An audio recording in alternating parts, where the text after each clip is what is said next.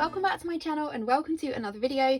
Today is my haul slash unboxing slash review of my memory planner for 2022, which will once again be a Tillyjournals functional flexi planner.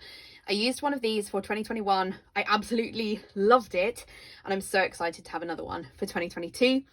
If you've not heard of the Tillyjournals planners before, Tilly is a planner person just like us, but she also runs a shop, and she created the functional flexi planner in the end of 2020 because she felt that there was a real need for something in the UK. If you're not from the UK, we have a really limited number of planners available to us over here, so that was a big part of it, but also because she felt like there was things that she could do with a planner in terms of the flexibility that her planner setups offer. She has so many different things that you can add on or take away and things like that, and she really wanted to give us that much flexibility. I don't really think anyone else is doing with planners like Tilly does with planners. It's so awesome. She puts so much care and love into every single one of these, so if you've not seen her stuff before, do check it out. It's well worth a look. And I rarely stick in a planner, so I stuck in my memory planner for all of 2021, and if that is not enough of an indicator for you that I love my Tillyjournals planner, then I don't know what is. So a bit about my planner. So this is the 7x9. She has a few different sizes, so there's a B6 and an A6, and then there's like so many variations of each one. Overall, I think there's like 50 different versions of these planners, so I can't even begin to go into the full like variety that's available, but she has videos on her channel which explain it, or if you have a look on her Etsy shop, it's quite clear because they're all there as different listings. But in terms of the size, I've gone for the 7x9, which is your traditional sort of planner size, and then I have vertical inserts, which again is your sort of typical inserts, but the sort of difference with mine is that I don't have monthly spreads, which I do have in my 2021 planner. I did 3 months of monthly spreads and gave up, so I've just decided to just not have them in my memory planner. I know I'm not going to use them and it makes my planner smaller, so I had them taken out. And again, that's the real benefit of the functional flexi planner, because it, you know, in a normal shop you wouldn't, a normal planner shop, you wouldn't be able to just not have monthly spreads, but Tilly meant, you know, she made it work, and it is an option that you can just buy weekly. I doubt anyone else has actually done it, probably other than me, but the option is there. So yeah, it's well worth sort of having a look at what's on there and really thinking about what you do and don't use in the planner, because the Tilly planner may just be the thing that works for you. In terms of the cover and the quill, so I always knew I was going to have this cover.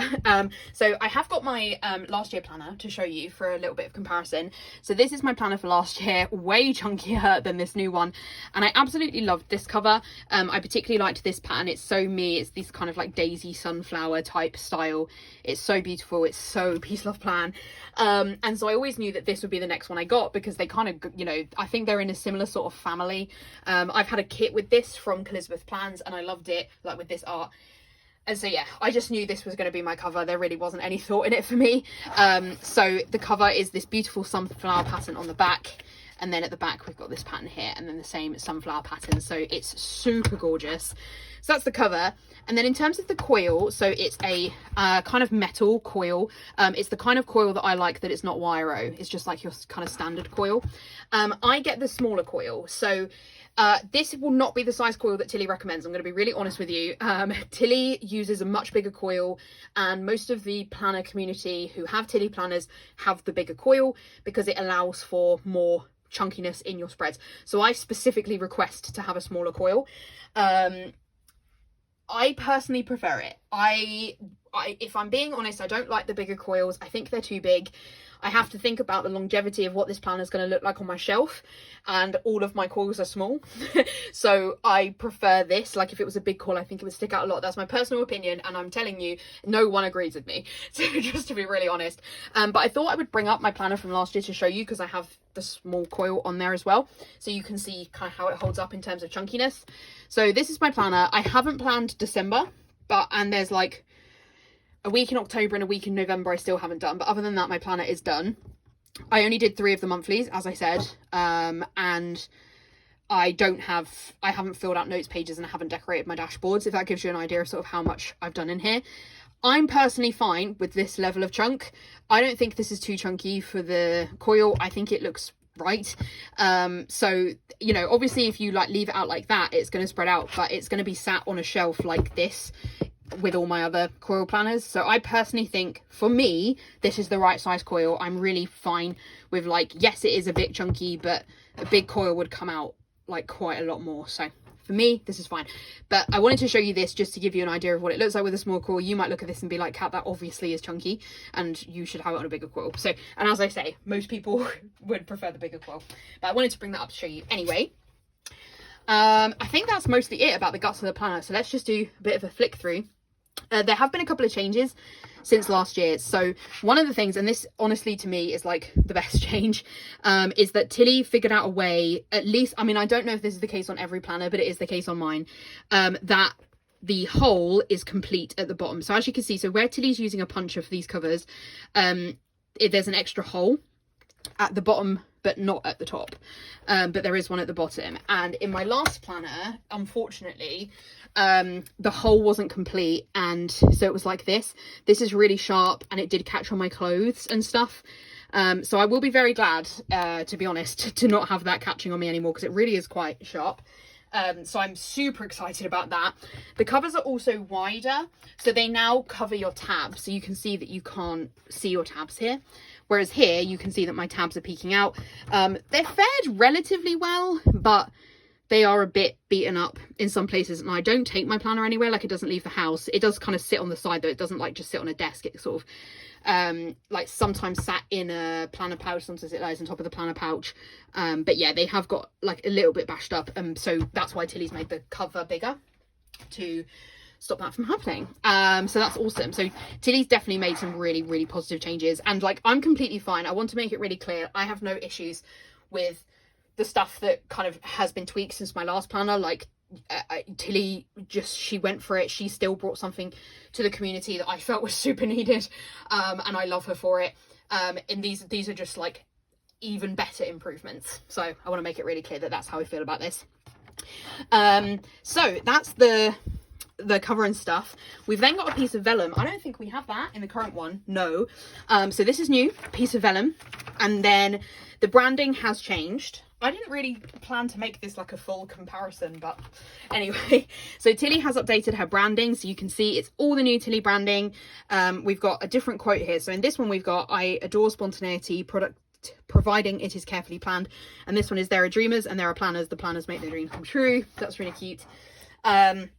The tabs are different in that they're squared now rather than rounded, and I think that's to do with the peeling, if I remember rightly, like with Tilly talking about that. So they're square now. Yeah, so you've got space to write your name. I love this. I just think it looks so cute. Then you've got a like perpetual calendar for 2022, and then this is something which is unique to Tilly's planners. I didn't find a way to use this because of this being a memory planner, but if you were buying this as a forward planner, I think this is such a cute idea, that you can write things like birthdays or key dates or notes.